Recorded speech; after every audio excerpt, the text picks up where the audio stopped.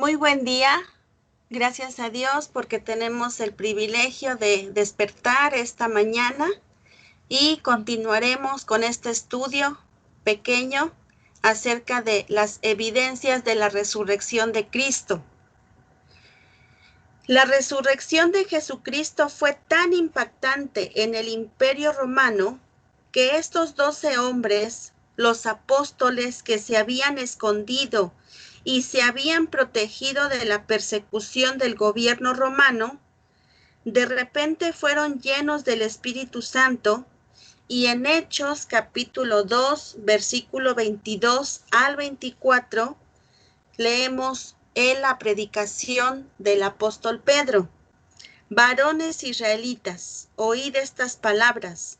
Jesús Nazareno, varón aprobado por Dios, entre vosotros con las maravillas, prodigios y señales que Dios hizo entre vosotros por medio de él, como vosotros mismos sabéis, a este, entregado por el determinado consejo y anticipado conocimiento de Dios, prendisteis y matasteis por manos de inicuos, crucificándole, al cual Dios levantó, sueltos los dolores de la muerte, cuando era imposible que fuese retenido por ella.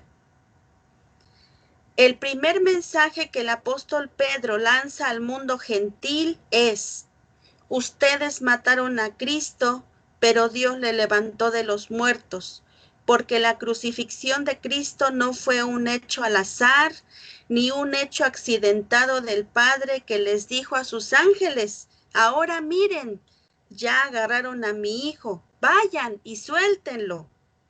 La crucifixión de Cristo fue un hecho planeado por Dios desde antes de que Cristo viniera al mundo y desde antes de que el mundo existiera.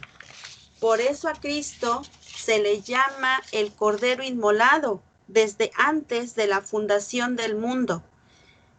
Pero siempre han existido en la historia agnósticos, siempre han existido escépticos, ateos, y el propósito de estos estudios es ofrecerle a todos ustedes que creen y a los que no creen pruebas, evidencias históricas, científicas, para que comiencen a valorar y a pensar de una forma racional y lógicamente y quedar sin argumento y sin excusa para poder recibir a Jesús como Señor y Salvador. Para que todas aquellas personas que no creen encuentren que en la palabra de Dios hay suficientes pruebas científicas y lógicas en las que se habla de que el hecho de que Jesucristo murió y resucitó en la cruz y resucitó al tercer día es un hecho verídico. Entre los argumentos en contra de la resurrección que han esgrimido historiadores y personas ateas, en primer lugar dicen: 1. Que la resurrección no fue corporal, sino fue en gases. Este argumento lo esgrimen un grupo de personas pertenecientes a una secta llamados los Testigos de Jehová. Ellos enseñan que la resurrección de Cristo no fue corporal, porque solamente fue en gases.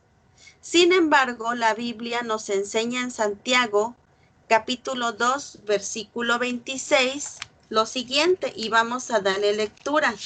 Santiago 2, 26 dice así: porque como el cuerpo sin espíritu está muerto, así también la fe sin obras está muerta. En este pasaje se nos enseña que el espíritu no puede morir. Entonces, ¿qué fue lo que murió en la cruz del Calvario? Jesucristo era 100% humano y 100% Dios. Cuando Jesús le dijo al Padre: en tus manos encomiendo mi espíritu, el espíritu no fue el que murió, no podía morir porque es eterno. Cuando nosotros hablamos de la inmortalidad del alma, nos estamos dando cuenta de que al recibir a Jesucristo, ¿qué estamos recibiendo? Recibimos la vida eterna. Mi espíritu entra en el momento de mi renacimiento espiritual a habitar la eternidad y a conocer y a servir al Dios que es espíritu. Cuando yo muera o cuando nosotros moramos, no morimos nosotros. Por eso la Biblia no usa el término morir cuando un cristiano muere, sino usa el término dormir. Cuando Lázaro estuvo muerto, los discípulos le dijeron a Jesús, Lázaro está muerto. Y él dijo, él duerme. Nosotros no podemos morir, muere nuestro cuerpo que es el envase, que es la cubierta, donde está adentro nuestro espíritu y nuestra alma, que es para los que Cristo vino a morir y lo que quiere que tú le des importancia. Esto de afuera, nuestro cuerpo, envejece, se acaba, se deteriora. Nos hacemos como cascarón y regresamos al polvo de donde fuimos tomados. Pero dentro de ti hay un espíritu y un alma, y la pregunta es, ¿a dónde se irá tu espíritu y tu alma en el día de tu muerte? Jesús dijo, he aquí viene la hora cuando todos los muertos oirán la voz del Hijo del Hombre. Los que la oigan volverán a vivir.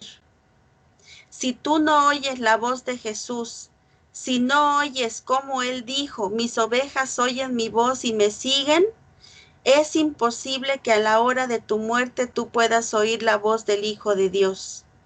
Entonces, esta versión de que Jesucristo resucitó en gases es antibíblica y no puede ser sostenida.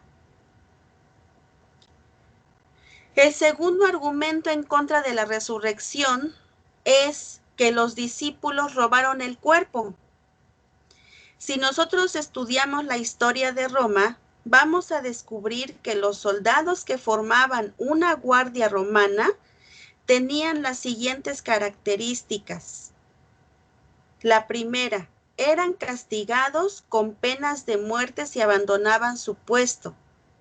Segunda, una guardia romana como la que cuidó la tumba de Cristo estaba formada por 16 soldados y cada soldado estaba entrenado para proteger 3 metros de terreno y esta guardia podía detener un batallón entero de 500 judíos. Tercero, los soldados romanos eran entrenados especialmente para matar al primero que intentara algo en contra de su posición. Cuarto, el uniforme romano de los soldados consistía en un corset de cuero cubierto con hierro sobre el pecho, un casco de hierro, en la mano derecha una lanza de hierro, en el brazo izquierdo un escudo de hierro, una espada larga y una espada corta al cinto, una cota de malla dentro de su propia vestidura. ¿Quién se hubiera atrevido a tratar de quitarles algo a una guardia romana? Este es un argumento absolutamente de carácter especulativo. El tercer argumento en contra de la resurrección de Cristo es que Cristo no murió, que los discípulos lo recogieron y que lo llevaron y que fue la más grande mentira de la historia. Les voy a compartir el testimonio del doctor William Edwards, patólogo de la Clínica Mayo de Rochester, Massachusetts. La Clínica Mayo y el Hospital General de Boston están entre los 5 hospitales mejores del mundo. El estudio que les voy a leer apareció en la revista médica, el diario de la revista de la Asociación Médica Americana, el día 21 de marzo de 1986, y la firman 3 patólogos y 4 cardiólogos. Escuchen lo que dice esta revista respecto a las evidencias científicas y médicas de la muerte de Jesús de Nazaret. Esta revista dice así: Jesús fue sometido a 2 juicios. uno judío y uno romano. La flagelación le produjo laceraciones profundas, pues los látigos romanos estaban formados por 5 colas con puntas de plomo y de hueso cada uno de ellos. Al enrollarse el látigo en el cuerpo de la víctima y jalar el soldado el látigo, se le desprendían todos los tejidos subcutáneos tanto del pecho como de la espalda a la víctima. La pérdida apreciable de sangre se preparaba para producir que llegara a un estado que se llama médicamente choque hipovolémico o un estado de shock donde hay una discrepancia entre la capacidad de los vasos sanguíneos y su contenido. El hipovolémico es la disminución del contenido, ya sea por la pérdida de sangre o por la deshidratación. Hipoglucemia significa disminución del volumen sanguíneo. Disminuye la presión circulatoria, por lo que disminuye la presión de la sangre que regresa al corazón. El sistema circulatorio puede recuperar mientras el grado de hemorragia no pase de cierta cifra. Pero una vez cruzada esta cifra crítica, basta unos pocos mililitros para poder establecer la diferencia entre la causa del fallecimiento y de la vida y de la muerte. El efecto fisiopatológico principal de un crucificado era la interferencia de la respiración normal. La interpretación médica moderna de la evidencia histórica indica que Jesús estaba muerto cuando fue bajado de la cruz. Cada herida que recibía un crucificado le producía una intensa agonía, y las causas de la muerte podían ser muy numerosas. Los látigos debilitaban al condenado a muerte. La pérdida de la sangre, que era importante, le podía causar hipotensión ortostática, o sea que significa una baja de la presión arterial al ponerse de pie en la cruz, o un estado de shock. Cuando la víctima era arrojada sobre la espalda en la cruz, antes de clavarle sus muñecas, sus heridas se abrían nuevamente. Las heridas de los tejidos subcutáneos de la espalda de Jesús fueron restregados contra la madera de la cruz y comenzó a sufrir más dolores intensos, ya que su espalda se comenzaba a contaminar con la tierra sucia de la cruz. Además, cada vez que respiraba, su espalda era frotada dolorosamente contra la madera de la cruz. Cuando los soldados romanos le quitaron el manto a Jesucristo, toda la sangre la tenía coagulada y le fue arrancada casi 3/4 partes de la piel de la espalda. Los brazos de la víctima estaban totalmente estirados y le metían clavos entre el hueso radio y los huesos del carco. Aunque no produjeron fractura alguna, el daño al perostio, que es la membrana que cubre los huesos, era muy dolorosa. Los clavos de los pies le atravesaban los huesos del tarso y seguramente le ocasionaban una lesión en los nervios con un dolor indescriptible. El mayor efecto fisiológico de la crucifixión fue la interferencia con la respiración normal. Cuando un crucificado quería exhalar el cuerpo, estaba colgado y tendía a fijarse el tórax en un estado de inspiración, calambres musculares y hormigueo en los brazos por la posición tan incómoda se agregaban a las molestias de la respiración. Cada movimiento respiratorio era sumamente fatigante y agonizante, y eventualmente morían asfixiados. Las fracturas de los huesos por debajo de las rodillas los llevaban a morirse por asfixia, y la muerte por crucifixión era la muerte más dolorosa, más torturante y más sangrienta que ningún ser humano haya podido inventar.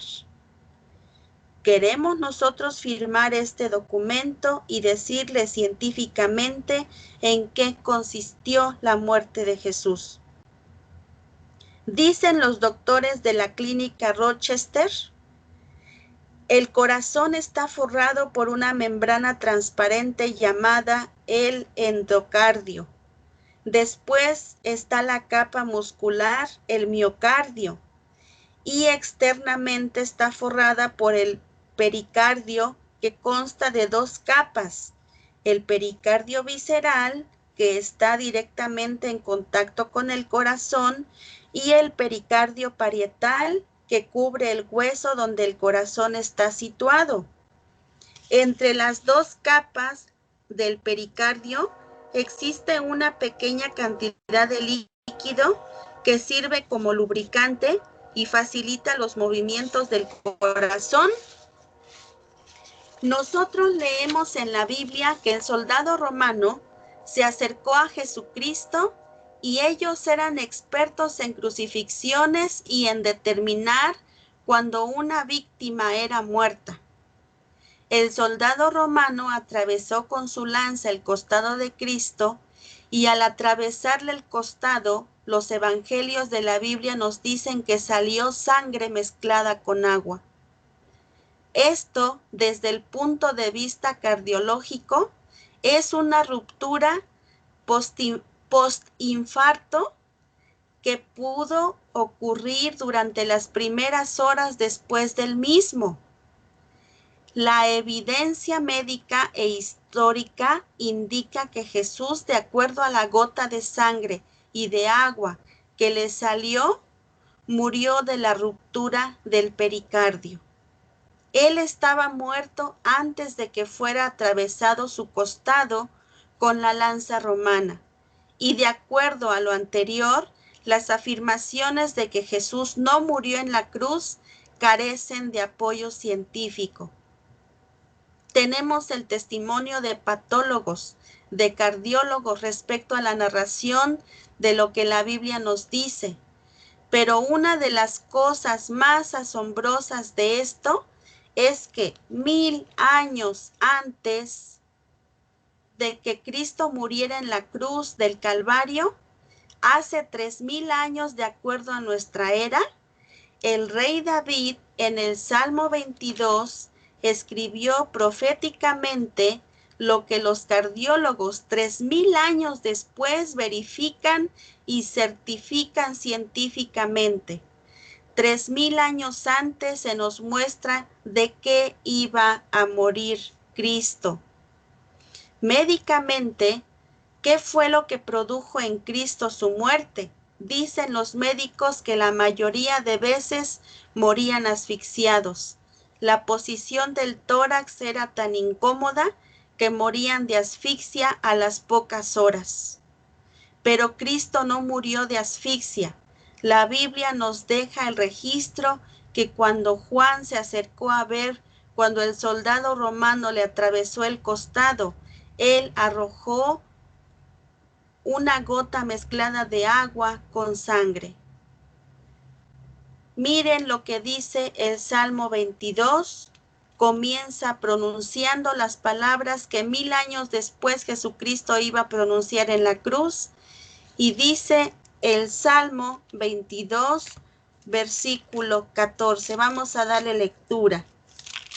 Dice así: he sido derramado como aguas, y todos mis huesos se descoyuntaron. Mi corazón fue como cera, derritiéndose en medio de mis entrañas. David estaba escribiendo proféticamente: he sido derramado como aguas, mis huesos se descoyuntaron y mi corazón fue como cera, derritiéndose en medio de mis entrañas. Los cardiólogos nos dicen que Jesucristo tuvo una ruptura del pericardio, la capa que cubre el corazón, y 1000 años antes de que él muriera, se escribió que el corazón se le derritió, se le rompió. Cristo murió de dolor. El dolor moral fue lo que mató a Cristo. El pecado fue el dolor tan intenso de los millones de pecados de aquellos que un día íbamos a creer en Él, los pecados de toda la humanidad. Y eso fue lo que le quitó la vida, porque la paga del pecado es la muerte. En Romanos 6:23 lo dice, mas la dádiva de Dios es vida eterna. Cristo murió de dolor. Pocas personas han muerto de dolor. Quizá han muerto de cáncer o de sida o de otros males, pero de dolor bajo los excruciantes dolores de una cruz. Es increíble la exactitud, la veracidad científica de la Biblia. Ningún otro libro jamás contiene de estas asombrosas evidencias para que los que están buscando un propósito en esta vida, para los que se pregunten, ¿quién es la luz? De tantas filosofías, ¿quién es la verdad? De tantas religiones, ¿cuál es la verdadera? Pues vamos a escudriñar las evidencias asombrosas de la Biblia, la palabra de Dios. Ya vimos que hay 3 argumentos que querían oponerse o querían desmentir supuestamente la resurrección del Señor Jesucristo. Pero simple y sencillamente estos 3 argumentos en contra no pueden proceder porque la misma palabra de Dios es tan sabia, es tan perfecta, que en ella se encuentra refutada esta mentira contra estos 3 argumentos que supuestamente el ser humano quiso poner en contra para que no creyéramos que la resurrección de Cristo fue un hecho verídico. Mañana continuaremos con la última parte de este estudio. Dios les bendiga.